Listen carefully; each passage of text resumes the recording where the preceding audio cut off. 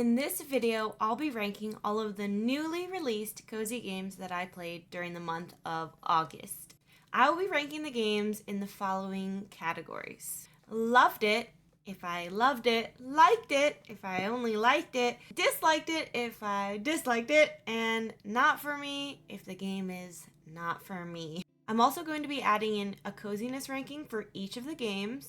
And if you haven't seen my previous video where I ranked the coziness of games, check that out.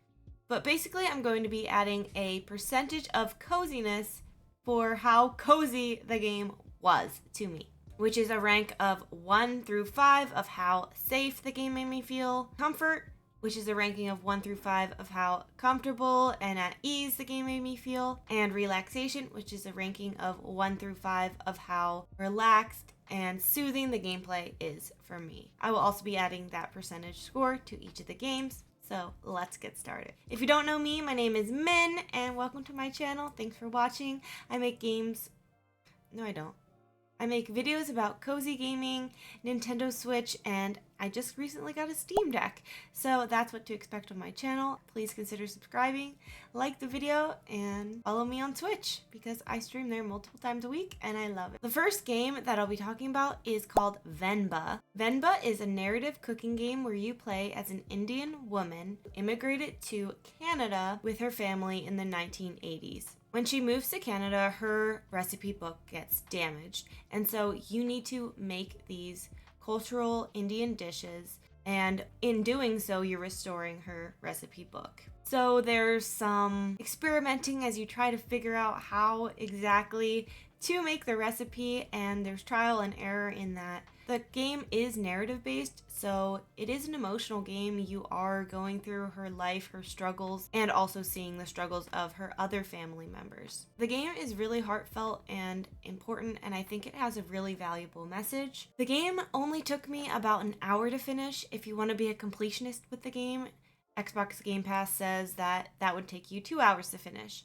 I played this game through Game Pass for PC or for Xbox. So if you already have that, then the game is going to be free or included with your subscription. Or if you just want to buy this game on Steam, it's going to cost you $14.99. For a game that's only an hour long, I feel like that's a little bit pricey, and I do understand that game developers want to make money off of their game, but I still feel that with only an hour to 2 hours of gameplay, it is a little bit pricey, but I do really enjoy a short game, and being able to complete it feels really good. So my coziness ranking for this game is safety was a 4. For comfort, I give it a 5 out of 5, and for relaxation, I give it a 5 out of 5. So that brings this one to 93% cozy, and I'm going to place this one in the liked it category. I liked it. I felt a sense of reward when I finished the game because it only took me an hour, and I knew I didn't have to have this game sitting on my backlog waiting for me to finish. I also really enjoyed the story and the value that came out of the game, but I also do think the price might be a little bit high for some of you guys who would only get an hour or 2 hours of gameplay. The next game is Palia. Palia has been an extremely anticipated game in the cozy gaming community because it is a free-to-play MMO, so a multiplayer cozy sim, where you, as the character, reappear into the world where humans were thought to be extinct, but now they're reappearing. The game not only features multiplayer, where your friends can visit your housing plot, play in a party with you, or just be in the same server as you, but it also includes features such as fishing, growing crops, crafting, cooking, decorating, befriending and romancing NPCs, fulfilling quests to advance the story, and so much more, which will be added as the game continues to be updated. The game is currently in open beta, so anyone can play this game as long as you have a PC. I will list my referral code in the description below if you want to use it to sign up. The game is still in development, so it's not fully released, and it will be on the Nintendo Switch in holiday 2023, but right now it's just on PC. I really enjoy Palia. I find that there's so much to do, but the game doesn't really feel finished, and that's because it isn't. I think there are some features that I'm hoping they'll add, like little pings on the map for like noting that, oh, there's a little thing here that you can mine, or oh, this is how I get back to the bundles, or whatever it is. So it has similarities of games like Dreamlight Valley, Stardew Valley, classic farming sims like Harvest Moon. It has similar features. It looks a little bit like Fortnite because there's Epic Games people working on this game or that used to work there. So there's like a lot of familiarity with this game from so many other games. They are still figuring things out, such as like how to make money off the games, and right now all of the clothing in the game, any additional clothing than the ones provided at the beginning of the game, you do have to pay for, which can get pretty pricey, and there are just some other things that they're figuring out, and I'm just hoping that they can make the right decisions for their community of players so that we keep playing the game. I ranked Palia as 100% cozy, so that means that it is a 5 on the comfort scale, a 5 on the relaxation scale, and a 5 on the safety scale. And right now, I really love this game, so I'm going to put this one in the loved it category. It's open-ended. You can play it as much as you want or as little as you want and always have things to do. It's very relaxing and very fun. I just ate some Chipotle. But now I'm back. We're going to be talking about the Cosmic Wheel Sisterhood. So this game was kindly gifted to me by them, and I loved this game. So now you know my ranking. The Cosmic Wheel Sisterhood is a narrative-based game highlighting the life of a witch named Fortuna who has been exiled from her coven for 200 years, and she's been living on an asteroid. The story starts with Fortuna summoning a forbidden creature and making a pact with them in hopes of regaining her freedom. In this game, you help Fortuna create a new tarot deck as hers was taken from her when she was exiled, and you work towards her freedom. And many of your choices seem to affect the game and the outcome of the story.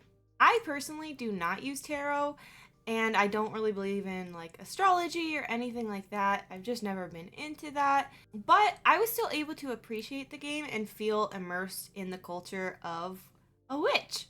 This game is relaxing when you're making tarot cards, and it's strategic when you are working on the plotline of the story and making different choices. It took me 10 hours to reach the end of this game, but I believe it has replayability because I'm so interested to see that if I went back and played it again, if my choices are going to create a different outcome based on my decisions and responses to the story. The game is $17.99 on Steam and Nintendo Switch. And I would say that's a fairly good price for a game of this length and with some replayability aspects. The game is rated 17 plus because there are mature topics, the game has strong language, and sexual themes. So just be aware of that if you're going to buy this for somebody or you don't want to see any of those things in the game. For my coziness ranking for this game, I ranked it 93%. So that means safety was a 5, comfort, I rated it a 4 because there are some times where I'm like, I don't know if I'm super like at ease with the situations of the game and you're feeling like intense, ready to find out what's going to happen or how is this going to come up later and stuff. And relaxation, I rated a 5 because it was so relaxing. I fell asleep during this game a couple times because I played it on my Steam Deck and I'm like, falling asleep at night. So it was very relaxing and perfect for that. And even like just laying on the couch playing this one, because there is a lot of reading and stuff, I feel like it just makes me a little more tired and relaxed and at ease. So I really liked it. So when it comes to my ranking for this game, I really loved it.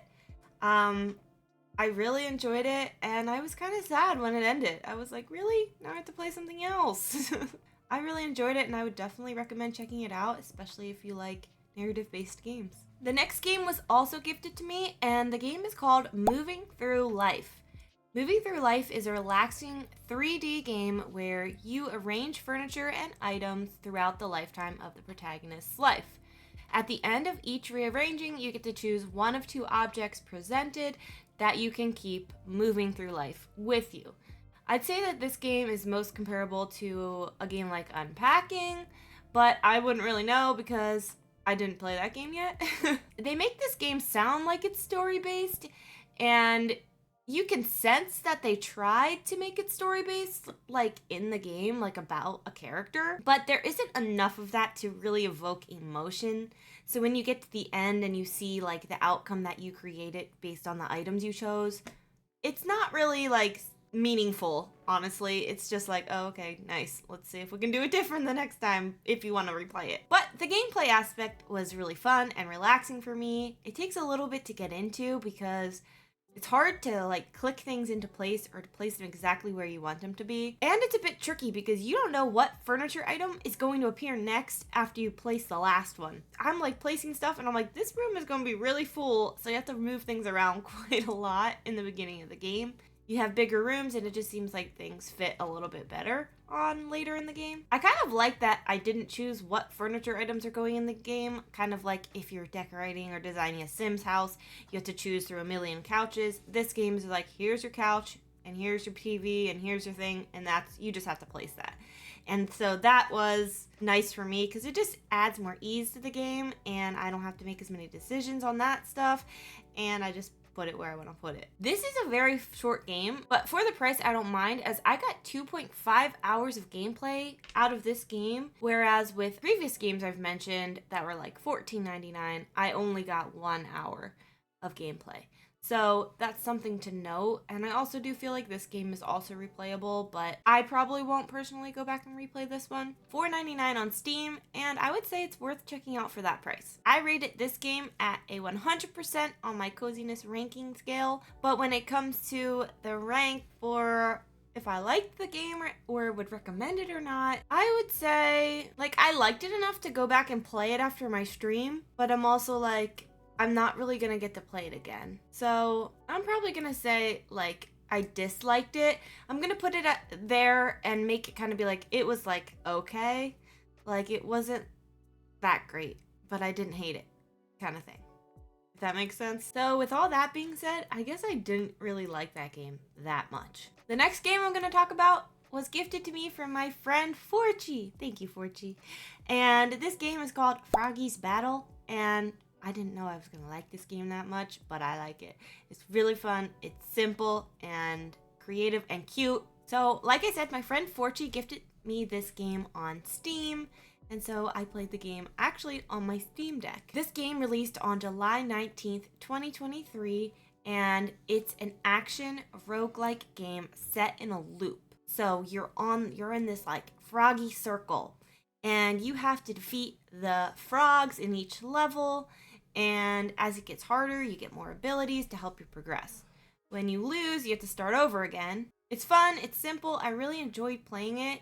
Even when you get Steam achievements, you get little rewards in the game, and I thought that was cute. It has adorable graphics, and even though it seems like it would be frustrating to lose and start over again, I didn't mind it because I could choose different abilities next time and see if I liked them better, and if they'd take me farther in the game. The game is only $1.99, and it's very worth checking out. So for Froggy's Battle, I ranked it 3 for safety, 4 for comfort, and 4 for relaxation, which makes it 73% cozy.